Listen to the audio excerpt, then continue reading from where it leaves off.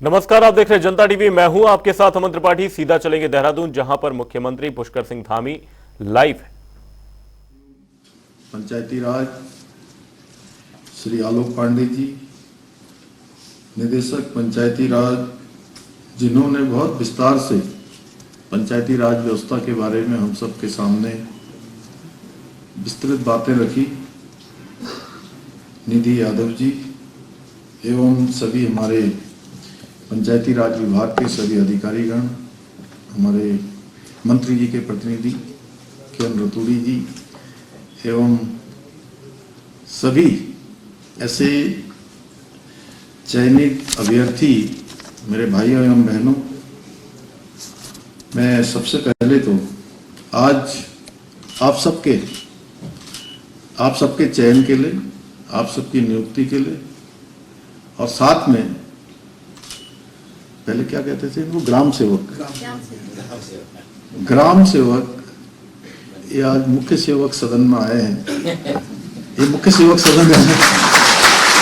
इस मुख्य सेवक सदन में आप सबको मैं बधाई देता हूं, शुभकामनाएं देता हूं और यहां पहुंचने पर आप सबका स्वागत भी करता हूं।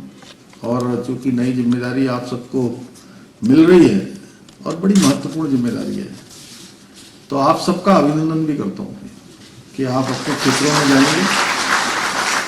मुझे पूरा विश्वास है कि देखिए कई हजार लोगों ने इस परीक्षा में, जो लिखित परीक्षा हुई होगी, उस परीक्षा में भाग लिया होगा और उस परीक्षा में आप सैकड़ों लोगों का 342 का चयन हुआ है।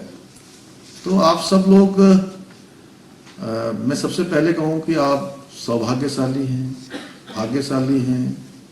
आपके ऊपर आपके माता पिता का, आपके गुरुजनों का और जिन लोगों ने भी आपका मार्गदर्शन किया है, उन सभी का आशीर्वाद है।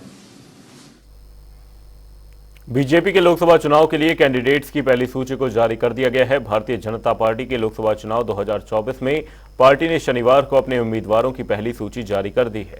बता दें कि राष्ट्रीय महासचिव विनोद तावड़े ने जानकारी देते हुए बताया कि 16 राज्य और 2 केंद्र शासित प्रदेशों में 195 सीटों पर उम्मीदवार तय हुए हैं, जिसमें प्रधानमंत्री नरेंद्र मोदी वाराणसी से चुनाव लड़ेंगे। साथ ही अमित शाह गांधीनगर से चुनावी मैदान में उतरेंगे। वहीं बात करें उत्तराखंड की, तो अल्मोड़ा से अजय टम्टा को दोबारा मौका मिला है। वहीं नैनीताल से अजय भट्ट को फिर से रिपीट किया गया है। साथ ही टिहरी से माला राज लक्ष्मी शाह को दोबारा टिकट मिला है।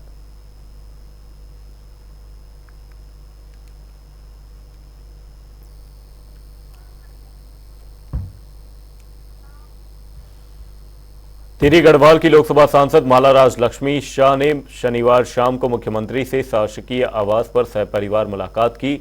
इस दौरान मुख्यमंत्री पुष्कर सिंह धामी ने उन्हें टिहरी लोकसभा सीट से दोबारा बीजेपी उम्मीदवार बनाए जाने पर बधाई और शुभकामनाएं दी।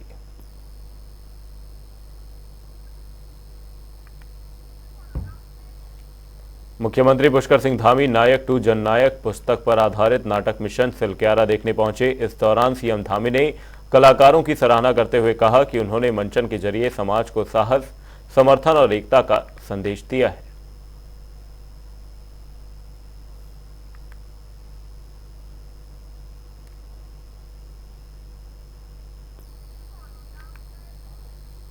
देहरादून में आरटीआई एक्टिविस्ट विजयवर्धन दंडरियाल ने मुख्यमंत्री धामी और मुख्य सचिव को एक शिकायती पत्र भेजा है, जिसमें उन्होंने ओला उबर टैक्सी के संचालन पर आरोप लगाते हुए कहा, कई सालों से ओला उबर टैक्सी का बिना लाइसेंस के देहरादून में संचालन हो रहा है। ओला उबर और ऑटो जो कंपनी के साथ समाहित है, इन सभी का संचालन तत्काल रोका जाए और आरटीओ सुनील शर्मा को अपने पद का दुरुपयोग करने पर इन्हें इनके पद से हटाया जाए। साथ ही उन्होंने कहा कि जब तक सीबीआई की जांच पूरी न हो जाए, तब तक ओला उबर के लाइसेंस देने पर रोक लगा दी जाए।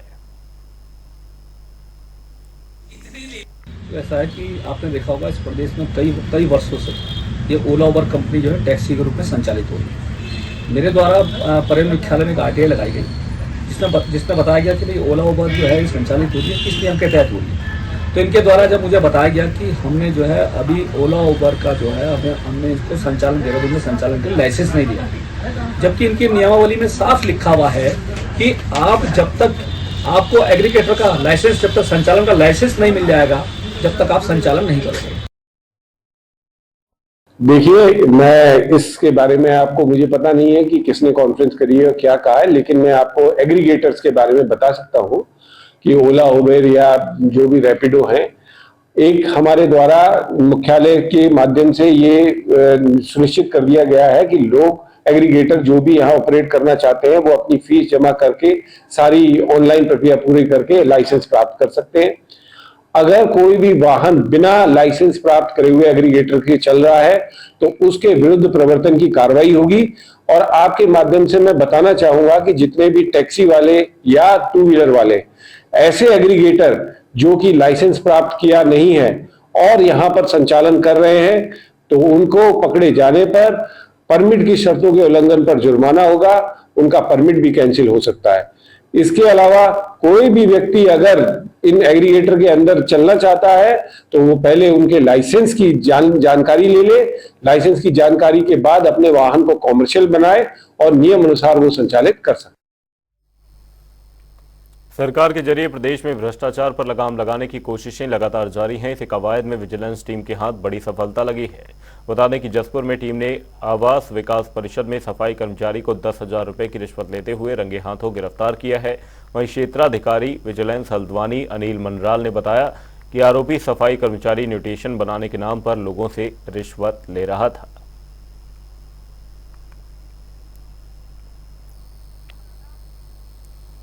देहरादून की रेस कोर्स कॉलोनी में 15 साल की नाबालिग लड़की की संदिग्ध अवस्था में मौत का खुलासा हो गया है। युवती के शव की पोस्टमार्टम रिपोर्ट से पता चला कि युवती ने आत्महत्या की थी। उसके साथ किसी भी प्रकार की मारपीट या शारीरिक शोषण नहीं किया गया था। मामले में अजय सिंह एसएसपी देहरादून ने बताया कि देर रात युवती के शव की पोस्टमार्टम रिपोर्ट में किसी भी प्रकार की शारीरिक इंजरी नहीं पाई गई, लेकिन परिवार पक्ष की तहरीर पर संबंधित धाराओं और बाल श्रम में मुकदमा दर्ज कर लिया गया है।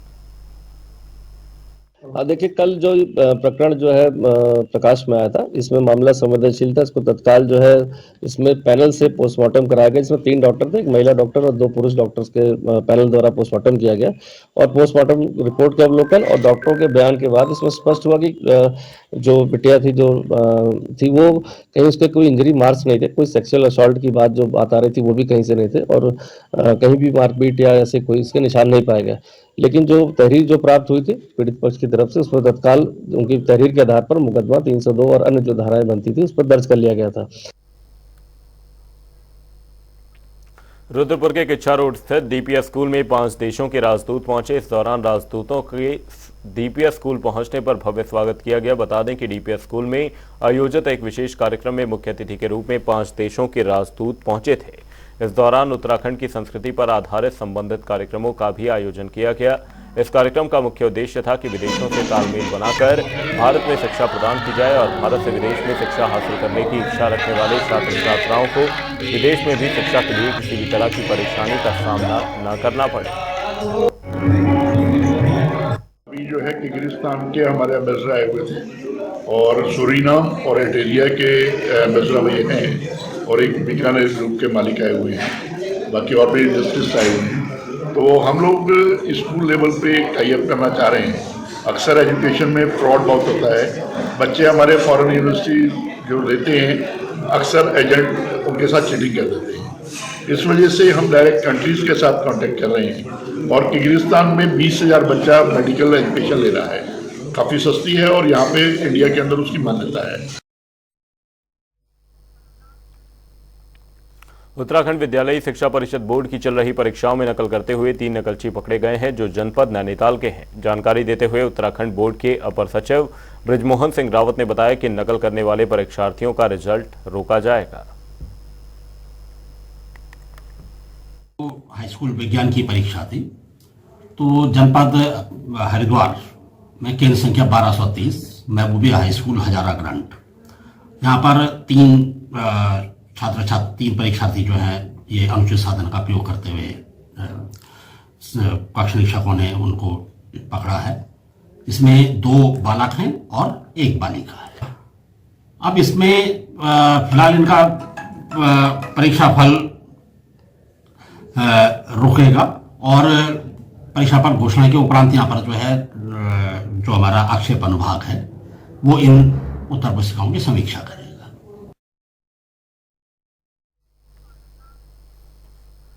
चंपावत में पुलिस ने ऑपरेशन मुक्ति अभियान शुरू कर दिया है। इस बार अभियान की थीम भिक्षा नहीं शिक्षा दो और बच्चे को शिक्षित करने के लिए सहायता है। कार्यक्रम में एएसटीयू टीम के साथ कोतवाली टनकपुर से एसएसआई बच्चे सिंह बिष्ट भी मौजूद रहे।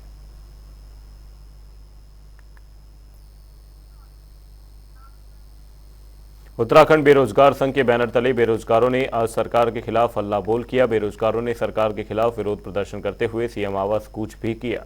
हालांकि पुलिस ने उन्हें बीच में ही रोक लिया, जिस कारण पुलिसकर्मियों और प्रदर्शनकारियों के बीच धक्का मुक्की देखी गई। बता दें कि भर्ती परीक्षाओं का जीओ जारी करने सहित सभी कई मांगों को लेकर बेरोजगार संघ सड़कों पर उतरा है।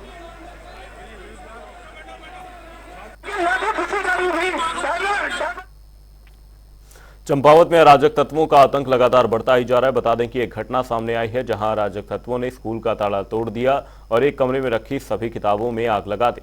आग इतनी बढ़ गई कि फायर ब्रिगेड ने आग पर काबू पाया। सूचना मिलने पर मौके पर पहुंची टीम ने मामले में केस दर्ज जांच शुरू कर दी है।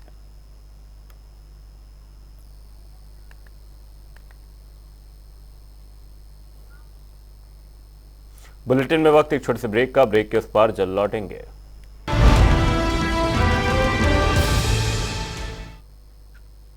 ब्रेक के बाद आपका स्वागत है। आप देख रहे हैं जनता टीवी। रुक करेंगे अगली खबर की ओर। मार्च का महीना शुरू हो चुका है, लेकिन मौसम बार बार अपना बदलता रूप दिखा रहा है। कुछ दिन पहले ठंड खत्म होने के साथ ही दिन में तेज धूप के चलते गर्मी का तेज होना शुरू हो गया था, लेकिन 2 दिन से अचानक कुछ जगह बारिश, बर्फबारी और तेज ठंडी हवाएं चलने से मौसम में फिर से गलन जैसा माहौल बन गया है। बता दें कि उत्तराखंड समेत कई राज्यों में तापमान में अचानक गिरावट आ गई है, जिससे मौसम ठंडा हो गया है।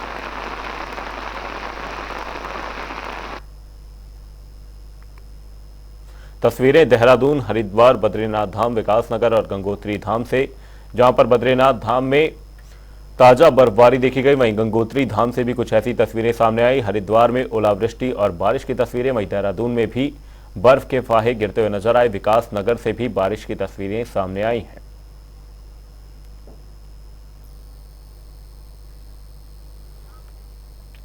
बुलेटिन में फिलहाल के लिए सिर्फ इतना ही। कहीं जय गणेश। जनता टीवी पर खबरों का सिलसिला रहेगा जारी। तब तक के लिए नमस्कार।